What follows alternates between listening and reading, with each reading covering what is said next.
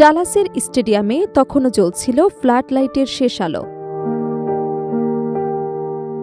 মাঠের ৯০ মিনিটের উত্তেজনা শেষ, কিন্তু ফুটবল প্রেমীদের চোখ আটকে গেল অন্য এক দৃশ্যে। নেদারল্যান্ডসের বিপক্ষে রোমাঞ্চকর ড্রয়ের আনন্দের পর জাপানি সমর্থকেরা ফিরে গেলেন না উদযাপনে, বরং হাতে তুলে নিলেন পরিচ্ছন্নতার ব্যাগ। মুহূর্তেই বদলে গেল গ্যালারির চিত্র।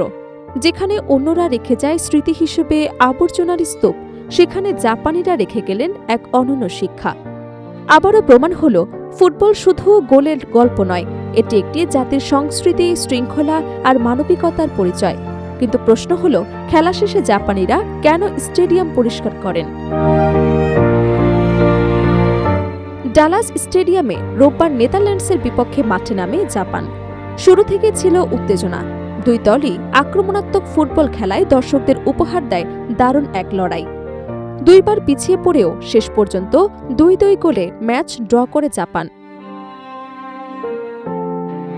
ম্যাচের শেষ মুহূর্তে দাইচি কামাদার গোল জাপানি সমর্থকদের মুখে ফিরিয়ে আনে স্বস্তির হাসি। গ্যালারিতে তখন উচ্ছ্বাস, আনন্দ আর উদযাপনের আবহ। কিন্তু সেই উৎসব বেশিক্ষণ স্থায়ী হল না। বাঁশির শব্দ থামার কয়েক মিনিট পরই দেখা গেল এক ভিন্ন ছবি। হাজারো দর্শকের ভিড়ে জাপানি সমর্থকেরা ধীরে ধীরে নিজেদের জায়গা থেকে উঠে দাঁড়ালেন, তবে স্টেডিয়াম ছাড়ার জন্য নয়, বরং হাতে নিলেন বড় বড় প্লাস্টিকের ব্যাগ। এরপর শুরু হলো এক নীরব কিন্তু অসাধারণ দৃশ্য, যেখানে পড়েছিল চিপসের প্যাকেট, খাবারের ট্রে, পানীয়র কাপসহ নানা ধরনের আবর্জনা। সেগুলো একে একে কুড়িয়ে ব্যাগে ভরতে শুরু করলেন তারা। কিছু সময়ের মধ্যেই গ্যালারির সেই অংশটি হয়ে উঠল আগের মতো পরিষ্কার।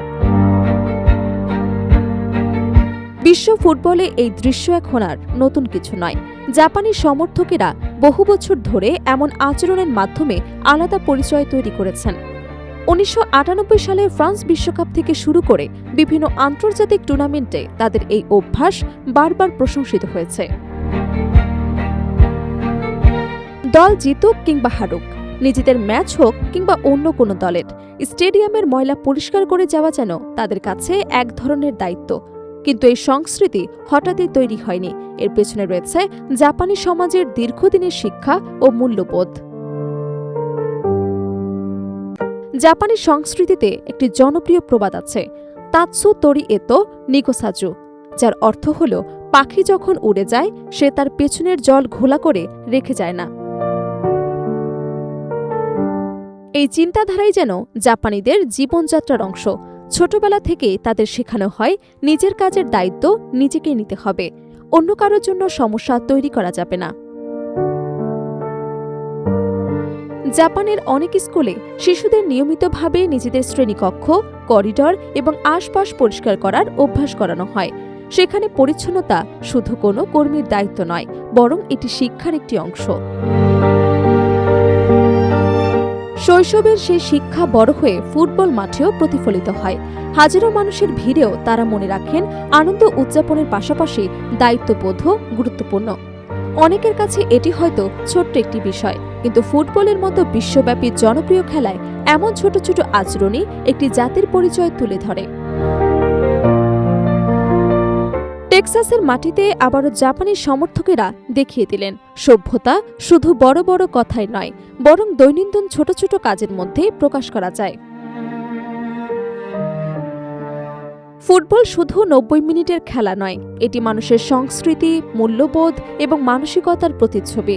আর সেই প্রতিচ্ছবিতে জাপান বারবার বিশ্বকে মনে করিয়ে দেয়, জয়ের আনন্দের চেয়েও বড় হতে পারে দায়িত্ববোধের সৌন্দর্য। প্রিয় দর্শক, আপনার মতামত কি? জাপানিদের এই অভ্যাস যদি বাংলাদেশ সহ বিশ্বের সব দেশের সমর্থকদের মাঝেও ছড়িয়ে পড়ত, তাহলে স্টেডিয়াম আর আমাদের চারপাশের চিত্র কতটা বদলে যেত? আপনার মূল্যবান মতামত জানাতে পারেন আমাদের কমেন্ট বক্সে।